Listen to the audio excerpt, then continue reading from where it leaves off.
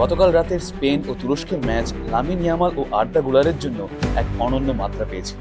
এমনিতে তুরস্ক বিশ্ব ফুটবলে তেমন কোনো শক্তিশালী দল নয়। স্পেনের ফুটবল ইতিহাস ও ঐতিহ্য দুটোই তুরস্কের চেয়ে অনেক বেশি সমৃদ্ধ। তবে রিয়াল মাদ্রিদের আর্দা গুলার আর বার্সেলোনার লামিন ইয়ামাল জাতীয় দলের জন্য মুখোমুখি হওয়ায় বিশ্ব মিডিয়া একটু এল ক্লাসিকো ভাইব নিয়ে আসার চেষ্টা করে। ম্যাচের আগে আর্দা গুলার হুমকি দিয়েছিলেন, তুরস্কের মাটিতে তুরস্কের বিপক্ষে ম্যাচ খেলা অত সহজ নয়। গণমাধ্যমে লামিন ইয়ামাল ও আর্দা গুলারকে নিয়ে আলোচনাও বেশ জমে উঠেছিল।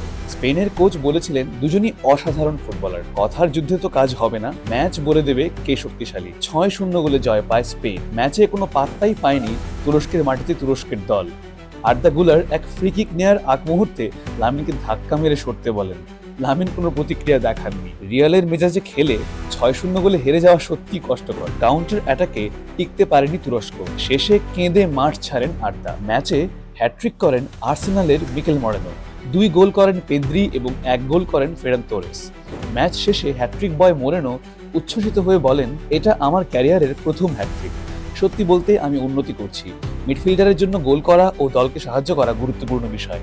আমি খুবই খুশি। 2 গোল করা পেদ্রি বলেন, এটি একটি পরিপূর্ণ ম্যাচ। প্রথম থেকেই আমরা ম্যাচের উপর নিয়ন্ত্রণ নিতে পেরেছিলাম, যেটা আমাদের প্রয়োজন ছিল। জয় নিয়ে আমি বেশ খুশি। ম্যাচে বেশ কয়েকটি সুযোগ তুরস্ক পেয়েছিল, কিন্তু কাজে লাগাতে পারেনি। অপরদিকে স্পেন বিশ্বকাপ বাছাই পর্বের প্রত্যেকটি ম্যাচই জিতেছে।